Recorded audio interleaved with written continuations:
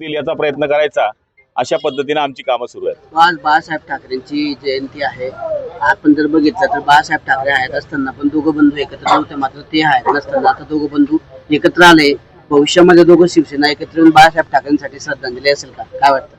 हे बघा, आता ते दोघं जण एकत्र आलेले, त्याला काय प्रत्येकाचा विचार आहे. कोणी कोणाबरोबर एकत्र राजकारणामध्ये काहीच सांगता येत नाही, कोण कधी कोणाबरोबर जाईल. त्यामुळे भविष्यवाणी मी काही सांगू शकत नाही. आपण बघताय MIM आता कोणाबरोबर युती करते, अमुक पक्ष त्याच्यावर युती करतोय, टमुक पक्ष याच्यावर युती करतोय. त्यामुळे राजकारणामध्ये असं काही कन्फर्म सांगू शकत नाही म्हणून की मैं इसके साथ ही रहूंगा. शिवसेना होतील का हो एकत्र? मग हा, शिवसेना होऊन जातील एकत्र? आणि मी सांगितलं राजकारणात काही होते. बदलापूरमध्ये पुन्हा एक गंभीर घटना समोर आली का? बदलापूरमध्ये 4 वर्षाच्या चिमुकलीवर स्कूल व्हॅनमध्ये अत्याचार झाले. नाही, पण अशांना ठेसला पाहिजे. अशांना लवकरात लवकर फास्ट ट्रॅक कोर्टमध्ये चालून 1 महिन्याच्या आत त्यांना फाशी लावली पाहिजे. त्याच्याशिवाय गुन्हे थांबणार नाही. 4 वर्षाच्या मुलीवर अत्याचार करतात, चौकात फाशी केली पाहिजे. यांना महिन्याभरात शिक्षा देऊन. बाळासाहेब ठाकरे त्यांच्या आयुष्यात कधीच लवचिक भूमिका घेतली नव्हती, मात्र मी जर लवचिक भूमिका घेतली तर ती माझ्या फायद्यासाठी किंवा स्वार्थासाठी नसेल, असं राज ठाकरे म्हणताय. बघा, आता ज्याची भूमिका लवचिक आहे, टणक आहे, मनक आहे, मला काही माहित नाही. भूमिका प्रत्येकाला वेगळी घेता येते.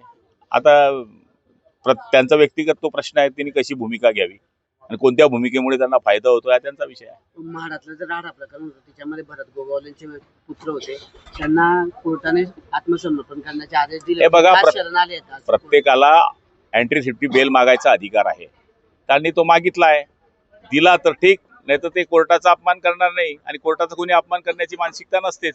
आपण कोर्टाला न्याय देवता मानणारे लोक आहोत. देवता हा त्यांना आपण मान दिलेला आहे. त्यामुळे मला नाही वाटत की असं काही चुकीचं होईल. मीरा भाईंदरमध्ये काँग्रेस आणि शिवसेना एकत्र आल्याचं पाहायला मिळतंय. आता काय, मी तुम्हाला बोललो ना पहिले, काही होतंय ना.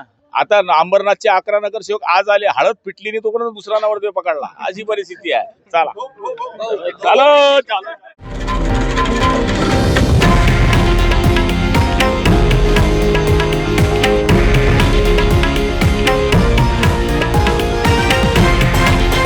हे आहे देशातील नंबर 1 न्यूज नेटवर्क आणि आपण पाहत आहात TV9 मराठी, एकमेव.